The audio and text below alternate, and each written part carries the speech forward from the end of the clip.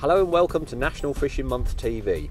This particular series is all about the basics of coarse fishing. So we're going to start with the most basic form of coarse fishing, and that is whip fishing. People might say that to start fishing it can be expensive and you need loads of equipment, but really that's not the case. Whip fishing is very simple and it's quite cheap to do as well. All you're going to need for whip fishing are the following items. So you'll need a whip itself, anything up to about 3 meters, and a whip is a short pole, but we'll go more into detail about that later. A small net, just in case you catch anything reasonably large. A pole rig, which you're going to attach to your whip, and we'll show you how to do that in a moment. A disgorger, just in case you get any fish that have swallowed the hook a bit far down and you can't get to it with your fingers. And a pair of scissors. You'll probably also need a bait tub to put your bait in, such as maggots or sweet corn, and it's a good idea to take a chair along as well, just so you're comfortable when you are whip fishing. So let's run through how we set up a whip. Okay, so as I said, I've got a 3 meter whip, which is very much like a short pole. Most whips that you'll get are telescopic, so that means they extend outwards.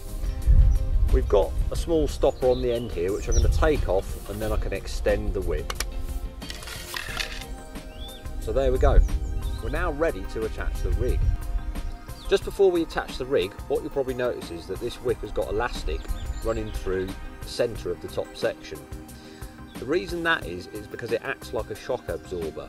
So when you hook a fish, it's going to try and get away. And the elastic does the job of tiring it out so that you can get it in easier without snapping the line. It's very much like having a reel on a standard rod and reel setup, but obviously you don't need one with a whip when you've got elastic running through the centre of it.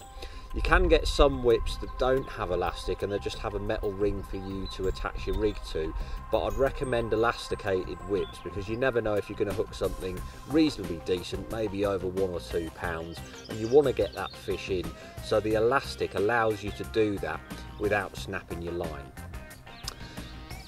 On the end of the elastic we've got this yellow plastic thing which is called a Stonfo connector. The Stonfo connector allows you to attach your rig to the pole really easily, and it also allows you to change rigs over really easily as well. Now these rigs you can buy in a tackle shop relatively inexpensively for just a few pounds. In terms of what ones to go for, well, when you're whip fishing you're not targeting anything particularly big in terms of fish sizes. So for this one I've gone for 2.5 pound line and a size 18 hook, which really is ideal for the kind of fish we're going to be targeting. They come stored on a winder, so it's very easy to get them out and to put them away as well.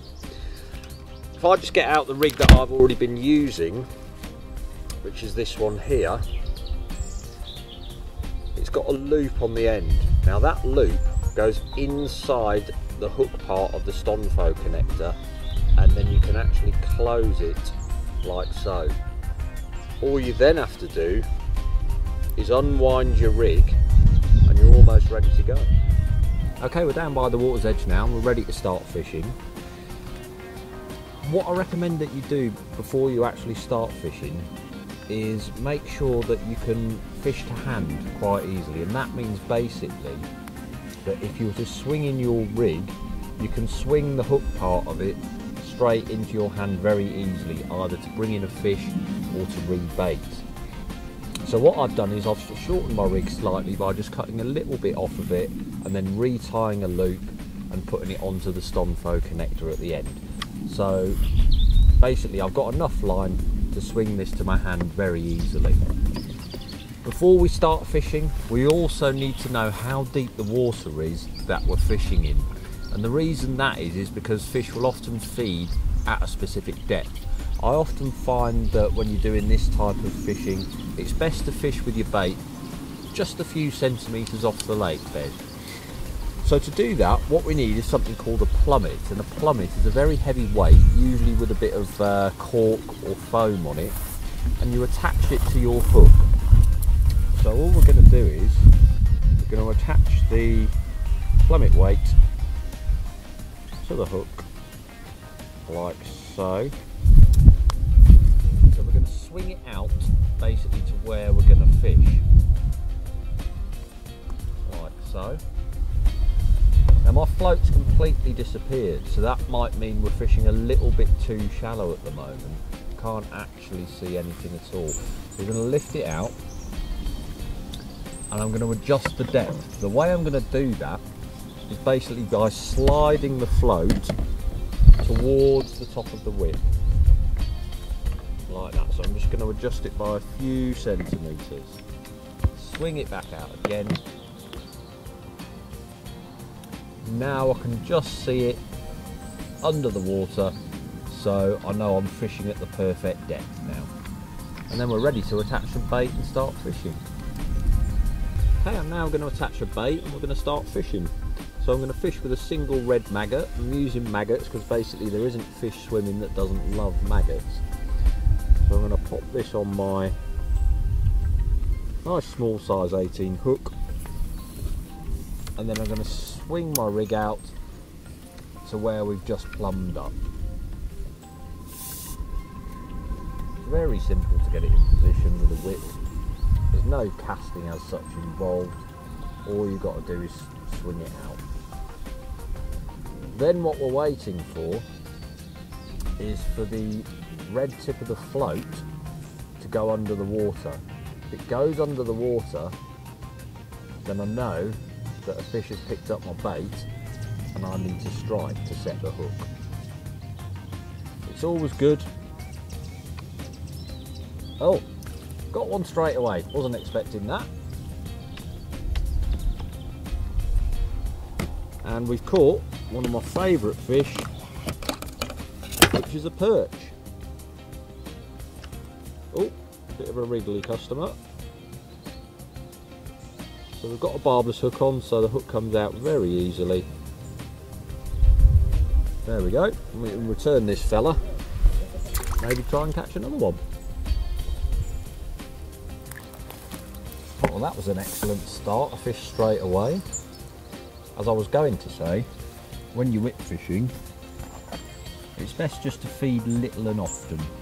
Just keep trickling a little bit of bait in there, a pinch of maggots, say every couple of minutes, just to keep the fish feeding and looking for your hook bait. Oh, there we go, here's another.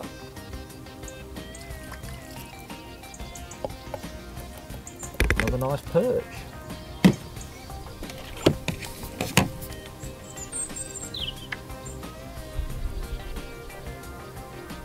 There we go, let's pop this one back now.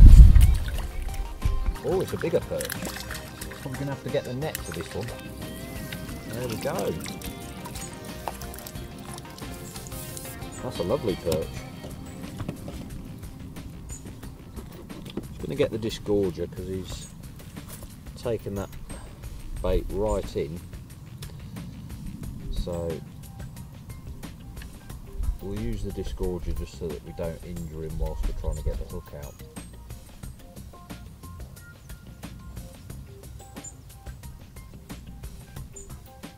There we go. What a lovely fish that is. Fantastic looking perch. Put this one back. Well, there we go. Using a very simple, cheap and effective method of fishing, we've managed to catch loads of fish.